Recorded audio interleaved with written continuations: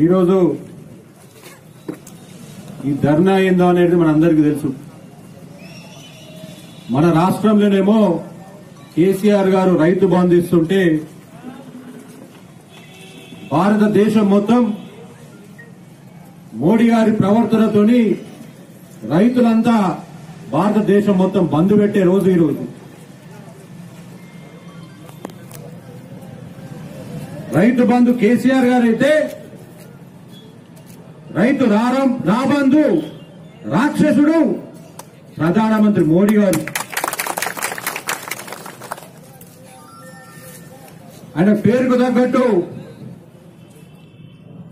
మోడీ అంటే మోడీ గారు, మోడీ అంటే పెద్ద కేడిగాడు. ఎందుకంటే ఈరోజు అన్నం పెట్టే రైతుల పట్ల, వారి జీవితాల మీద, వారి బతుకుల మీద నీళ్లు చల్లే రోజులు తీసుకొచ్చిండు. కొత్త కొత్త చట్టాలు తీసుకొచ్చి ఆ చట్టాలతోని మన రైతన్నలకి, రైతు కుటుంబాలకి బాధపడే రోజులు. ఎందుకంటే ఈరోజు మోడీ ప్రభుత్వము మొత్తం కార్పొరేట్ సంస్థలతో నడుస్తున్నది. కార్పొరేట్ సంస్థలు అంటే మీ అందరికీ తెలుసు. అంబానీ గాని, టాటా బిర్లా గాని, వారి చేతులకి మన బతుకులు పోయినాయంటే మన బతుకులని చీకటిమయం కావాల్సిందే. ఎందుకంటే ఈరోజు మనం పండించే పంట గిట్టుబాటు ధర మన కేసీఆర్ గారు ఇస్తున్నారు. ఈరోజు ఇంత కష్టకాలంలో కూడా, కరోనా కష్టకాలంలో కూడా రైతు పండించిన ప్రతి గింజని ఈరోజు మన ప్రభుత్వం, మన ముఖ్యమంత్రి కేసీఆర్ గారు కొనుక్కోవడం జరిగింది. ఏ రాష్ట్రంలో, భారతదేశంలో బీజేపీ ప్రభుత్వాలున్న రాష్ట్రాలలో కూడా 12-13 రాష్ట్రాలలో కూడా ఎక్కడ కూడా బీజేపీ ప్రభుత్వము రైతు పండించిన పంటని గింజని ఎక్కడ కూడా కొనడం జరగలేదు.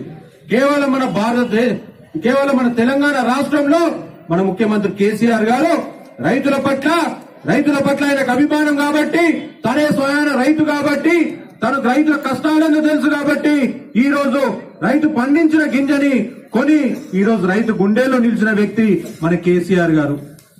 కానీ రైతుల ముడ్డిదాన్ని తనిన వ్యక్తి ఈరోజు మన మోడీ.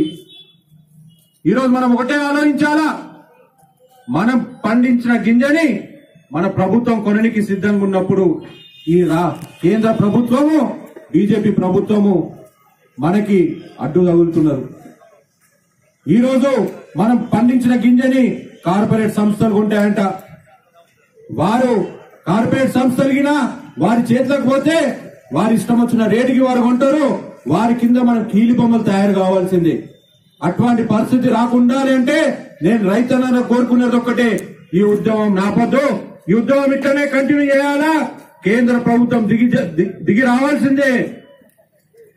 దిగి వచ్చి రైతన్నల కాలు మొక్కాలని చెప్పేసి నేను ఈ సభ తెలియజేస్తున్నాను.